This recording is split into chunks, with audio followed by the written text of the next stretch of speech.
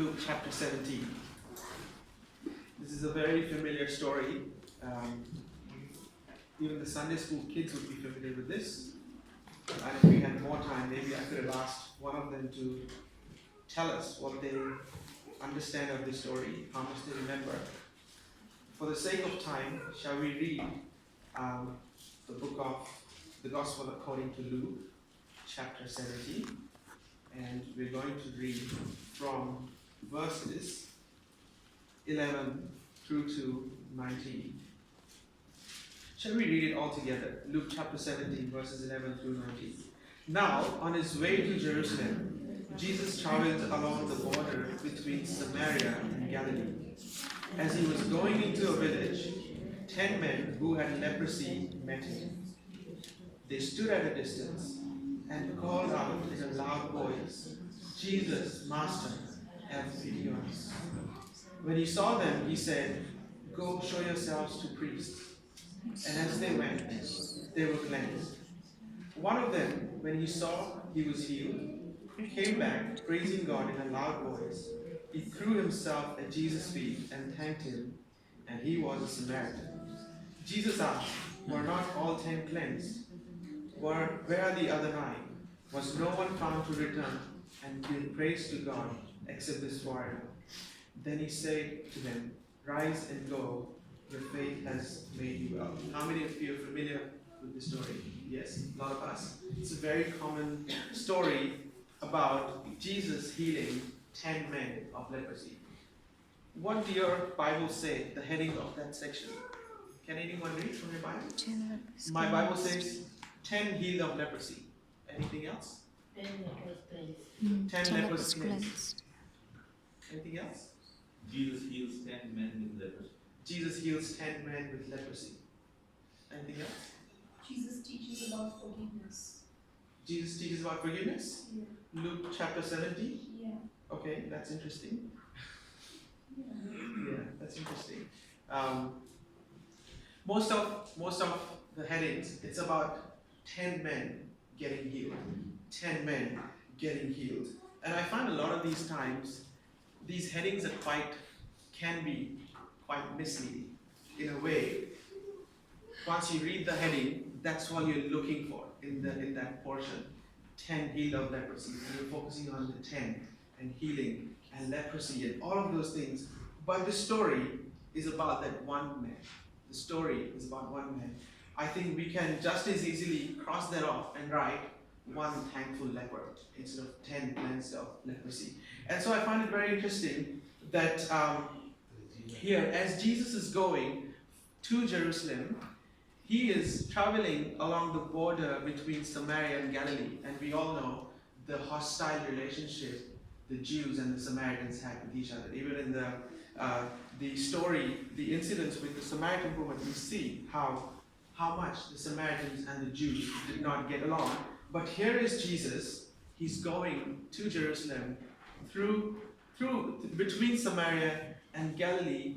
And as he was going into a village, 10 men who had leprosy, in other translation it says 10 men with skin diseases, leprosy being one of them, they met him. And they stood at a distance and called out in a loud voice, "Jesus, Master, have pity on us." As you read this first few verses, it seems like this healing was an accident. This healing was just as Jesus is about to go, and 10 lepers come and they kind of, they bump into each other, more or less.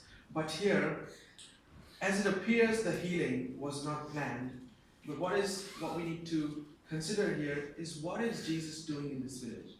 If you read the Old Testament, people who had skin diseases or leprosy, they were supposed to be contained far away. In Leviticus chapter 30, 45 to 46, for the sake of time, I won't get all of us to turn there, but in Leviticus 13, 45 and 46, it says, "Anyone with such a defiling disease, contagious disease, must wear torn clothes, let their hair be unkempt, cover the lower part of their face, and cry out, 'Unclean, unclean.'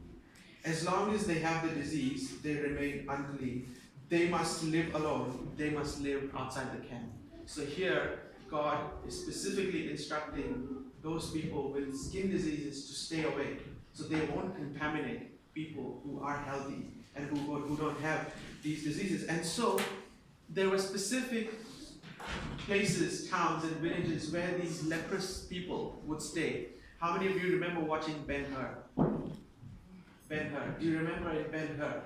There are places and caves and these, spots where these lepers were, where these people with skin diseases were. And so it's very interesting to see what Jesus is doing in a place like this.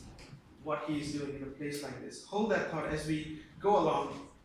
And here, they lifted up their voices. Because they are unclean, they stay far off. They don't come close to Jesus. And they cry out in a loud voice, they say, Jesus, Master, have mercy on us.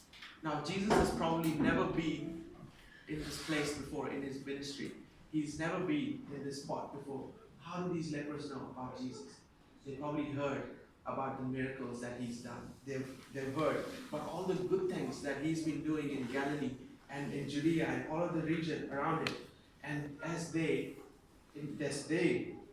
bump into Jesus, their request is, have mercy on us. Have mercy on us. And Jesus knew exactly what their need was. And he says in verse 14, when he saw them, he said to them, go show yourselves to the priest. Go show yourselves to the priest. Now this is the instruction that God gave in Leviticus chapter 13, the same portion that we read. And when people thought they were cleansed of their diseases, they're supposed to go and see the priest. And if you read Leviticus 13, the priest has certain criteria. How is the skin? How deep is it? Does it look white? Does it look this? Does it show flesh? And there are a whole bunch of things that the priest needs to look at. And after that, the priest can deem whether this person is clean or unclean. And if they are unclean, they have to go back. And if they're clean, they are declared ceremonially clean and they can come back into the community. So what Jesus says here is not something random or out of place. He says, go show yourselves to the priest. Can you imagine someone asking someone to heal you and say, go see the priest. Go see the priest. I wonder if there was a debate between them. Why should we go to the priest? We are unclean. We know we are unclean. But here, there must be someone in that group. They probably force them to go. And as they're going, they find they are healed of the leprosy. It doesn't say in this translation that I just read from, but in New King James Version, it says, and while they were going, they were healed. As they were on their way, they were healed. They didn't even make it to the priest, and they were healed.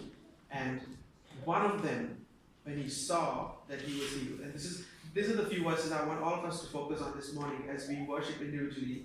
And one of them, when he saw that he was healed, when he saw what he was and who he is now and what has become of him now, what did he do? He realized that he's been healed. What did he do? Number 2. Anyone from the Bible? He returned. He returned. As Jesus is going to Jerusalem and Jesus meets them, he says, go to the priest. And these lepers probably went to Jerusalem and they got healed. And one of them actually took the effort to go back and find Jesus. One of them, he returned, he came back, he made the effort to go back and find Jesus, and with a loud voice, glorified. With a loud voice, he glorified, not with a small voice. Just as loud as they screamed when they said, have mercy on us. With the same intensity, probably, he came back and with a loud voice, what did he do? He glorified God. What else did he do? He fell down on his face, at his feet. This is a posture of worship. And what did he do in the end?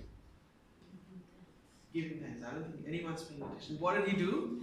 Finally, before he could give thanks, he realized who he was, what happened to him. He returned to the place where Jesus was, and he fell down, and he glorified God, and in the end, he gave thanks. Before we can give thanks, a whole lot of things need to happen.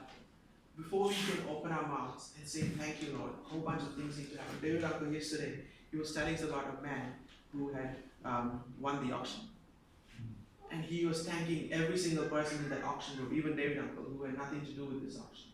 He was thanking a whole bunch of random people. And here, before he could give thanks, so much had to happen. So much had to happen. And here, Luke, interestingly, he has a punchline in this portion, and it says here, he was a Samaritan. He was a Samaritan. Out of the 10, one was a foreigner, and that man came back, and he came, and he did what a true worshiper does. He did what a true worshiper does. He realized what had happened to him. He realized it was Jesus who did it. He came and found him, and then he glorified God, fell at his feet, and then he gave thanks. He gave thanks. And Jesus says, were there not 10 cleansed? But where are the 9? This morning, as we look at this portion, the story can be about healing. It can be about one of those miracles in Jesus' seed. It can be a whole bunch of things. But this story is about one thankful leper. It's about one thankful leper. And here, he realizes what had happened to him. And he went back and found Jesus and thanked him. As we gather this morning, we have time to reflect on what has happened to us. And as we meditate on these thoughts, think of the things that God has done for us. And shall we lift up our voices in a loud voice, not in a timid voice,